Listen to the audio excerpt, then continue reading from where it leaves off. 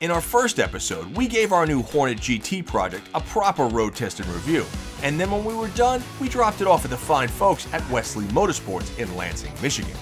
Now it was time for us to return and see what modifications Kevin and his team were working on.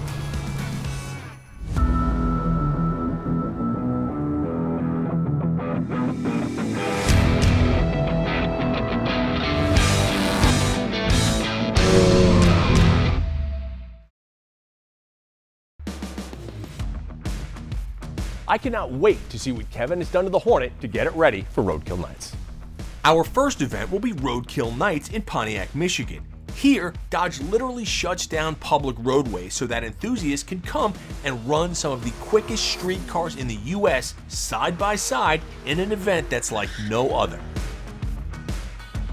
So dude, this is interesting with the little mini wheels and tires. They're just temporary. Okay, so are we going bigger tires for the actual race? Yeah, we had a set of 265s that just showed up today, so we'll get those mounted and it'll be ready to go. We plan to run our Hornet GT, but before we did, there was some work to be done. Kevin started by ditching the rear seats, which did two things. First, it opened up the rear compartment for something that we had planned for a little later on, and it also saved us some weight. Next, he swapped out the stock 20-inch rims for a lighter set of 18s wearing tires with a larger sidewall, while at the same time installing a prototype set of lowering springs from Direct Connection. Kevin, these look great. Where did you get this wheel and tire combo for this? The wheel is actually something I had from an older project. They're just a Dodge Dart wheel from like 2015. 5x110 and 18x8. And we just put a nice 265 45 on it to give it some nice sidewall. See, this is a great, and we've got springs in this too, right? So it's dropped down? Yeah, it's got lowering springs in it, and we have a 17mm wheel spacer to get it around the big 4 piston calipers, and it fits good. This looks so proper. So when you see it from a dead-on point of view, the wheels are punched out just enough, but it's that extra sidewall on the 18 as opposed to the 20 that really sets it off. This is something for drag racing or street driving. It's got good sidewalls, so it'll actually add a little bit of spring when you're going down the road. If we wanted to go autocross or road racing or something, we'd go to a little shorter sidewall, like a 35 series and a little bit bigger wheel. Visually, you have this aggression that comes out in the car, and it looks like a little bulldog. That's SUV sidewall. That's Durango. Yeah, exactly. That's Grand Cherokee. I mean, that's, you know, it should be a sidewall there. No, I like this. This is a solid combo, man. This is cool. But the biggest thing is it's about 10 pounds per corner lighter. Hornet owners take note, because this wheel and tire combination with the spacer is probably pretty inexpensive. When you combine that with the springs, all of a sudden you've transformed this into something that's really aggressive looking on the street. With the new wheels and tires mounted, Kevin took our Hornet out for an initial test drive. Oh, and did we mention he also modified the exhaust?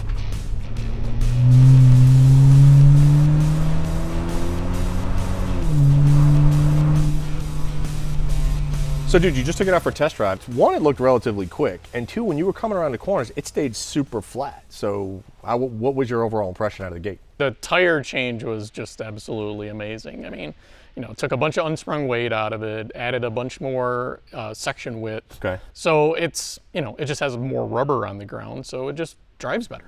The way that it looks, just the overall presence now, I think has changed so much.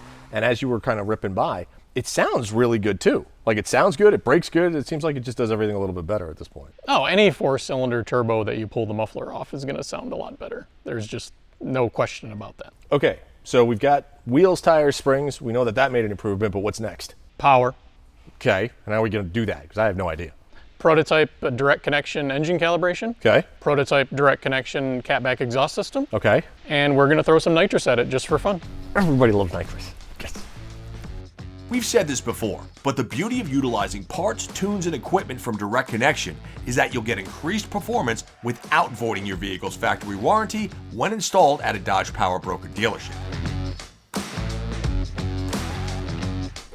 While Scott is finishing up the Hornet and getting it ready for Roadkill Nights, I want to show you something, well, that no one has ever seen before. Come over here. This right here, this is the world's first Dodge Drag Pack Challenger with the new twin-turbo Hurac engine. And I mean, it's the only one literally on the planet Earth right now, and it's amazing because this is the type of stuff they do right here at Wesley Motorsports. The Direct Connection Challenger is a very early build drag pack Dodge had. What we've done is turned it into a mule for the Hurac development. So now it has a T6 twin turbo with a 8 HP 75 8-speed. As far as I know, it is the first car that we think any 6-cylinder Hurac has actually been installed in. The Hurac is the next generation of crate engine that will be in direct connection. Out of the box, 550 horsepower. That's really more comparable to the 6.4, the 392 crate engine. The Hurac has the huge advantage because it just weighs less. It weighs 140 pounds less than the Iron Gen 3 Hemi. When you put a blower on top, now you're looking at 250 pounds less than a Gen 3 Hemi. Knowing you're seeing evolution in action is pretty special, and while we all have a spot for the big blocks in the Hemis that came before the Hurac twin turbo, every racer out there will tell you that if you can shed weight off the nose and make more power at the same time, well, that's how you go fast. The initial testing is actually really good, starting to make good power. Everything fits, it runs, it drives, it stops. When you have a test mule, I mean, those are actually some real quick wins. Right now we're working through some fueling and boost issues, and you start with an OE calibration and then you start adding boost and adding fuel and ramping in the power, and well, you just really need to find out where the limit is. So the Hornet GT is also a direct connection pre-production test mule. It's just bolting on some parts that DC's been developing and just seeing how much power it can make.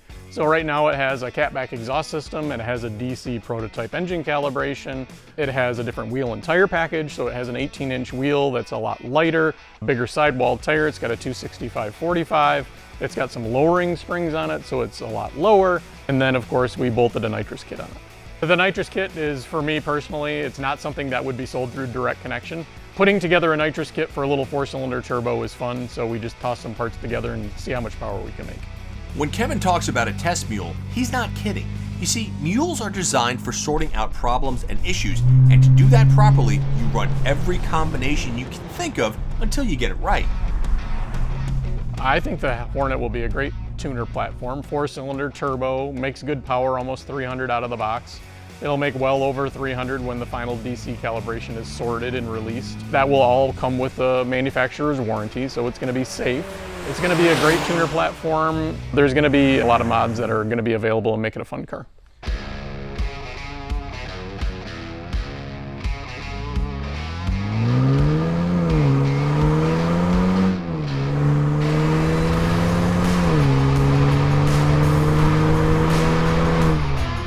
Now that Kevin gave you his impressions of the Hornet, I figured I'd jump in and give you mine. So let's check it out. We went to a smaller wheel and tire packages. We went down from 20s to an 18-inch wheel, which is a little lighter, with a 265 series tire. We also dropped it with a set of direct connection prototype springs about 2 inches.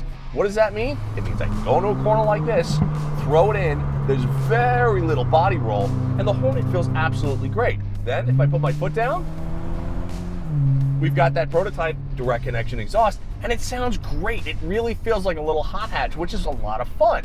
The other cool part of this thing is the prototype tune from DC. And again, all these features are going to come out in the DC catalog, and we're literally the ones that are testing them on the Hornet as you see it right now.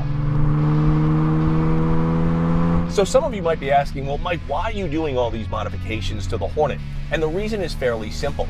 We wanted to show the versatility that the Hornet has. Last episode, we showed you the Hornet in stock form. We took it for a great road tested review because we wanted to show you how it could be used as a daily driver. It's super versatile, it has a lot of room, and honestly, it's really fun to drive. But if you think that that is all we're gonna do to this thing, you're totally wrong.